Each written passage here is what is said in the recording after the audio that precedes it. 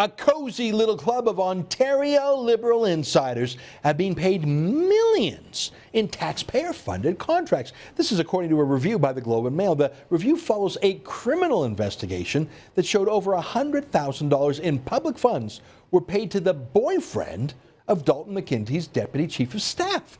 He allegedly destroyed government records relating to the cancelled natural gas-fired power plants. Candice Malcolm, the Ontario director for the Canadian Taxpayers Foundation, joins us with more. Candice, it seems like anytime you're setting up secret accounts or numbered companies or splitting fees with your spouse, that's a sign of shenanigans afoot. It's not a surprise from the Liberal government, but this is bigger than I thought. Absolutely, Ezra. It doesn't pass the smell test whatsoever. And it was quite a devastating headline this morning in the Globe and Mail. Liberal Party insiders getting millions of dollars in secret deals. And that's exactly what it was. This is something that goes through the party caucus funds. So every party in the Ontario legislature gets a fund that they get to spend, allocate how they wish.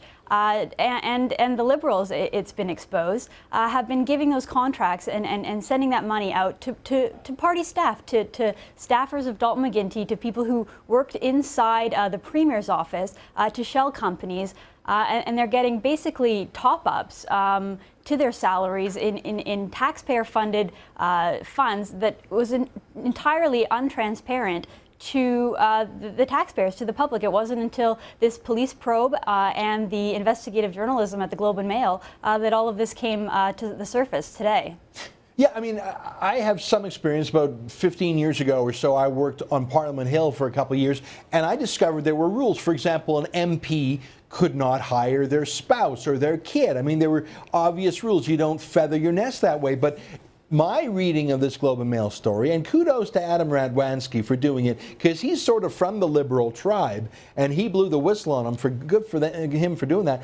I mean, for the Liberals to cut a check to someone's spouse to sort of, make it harder to detect just how much dough was going to one family unit. When you start doing accounting tricks like that, that shows your culture is take as much dough as you can, hide your tracks as much as you can, and push the rule. I'm not saying there was a crime here, I don't know, but by God, they pushed the rules to the limit, didn't they? Well, exactly, Ezra. When it comes to conflict of interest and all these different rules, freedom of information, they just don't apply to these caucus funds. So, maybe they are legitimate. Maybe these people were doing extra work and it all falls under what is considered legal. But it really makes you wonder, why was it set up like this in the first place?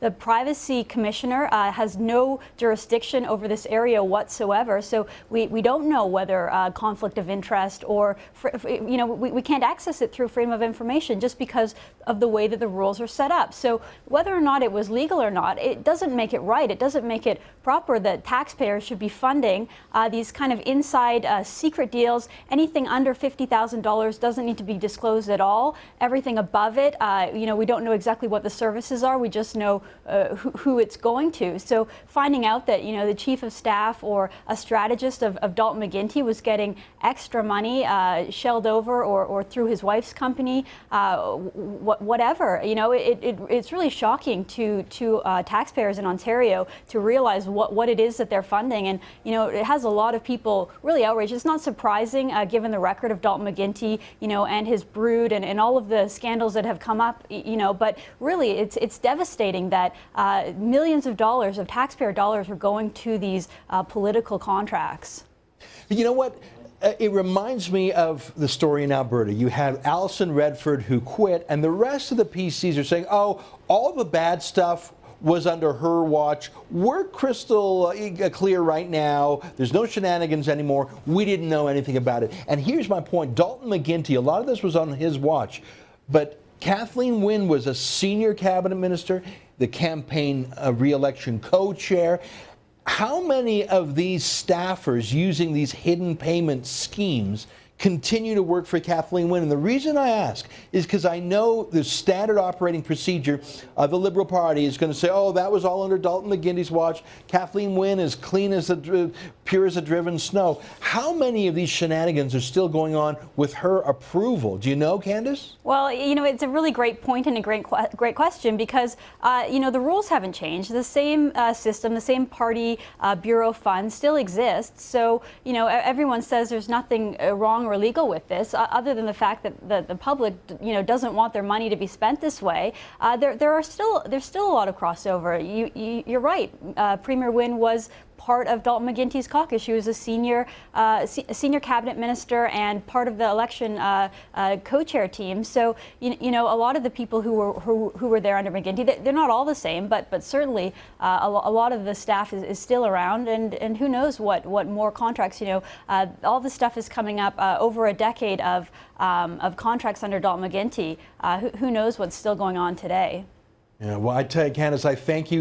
You, Taxpayers Federation, guys and gals, are the best thing out there in Alberta, in Ontario, federally. You are the trustworthy watchdogs, sometimes even better than official opposition parties, watching out for our hard-earned taxpayers. Thanks very much for doing it, and you keep their feet to the fire, okay? Thank you, Ezra. I will. See you later, Candice.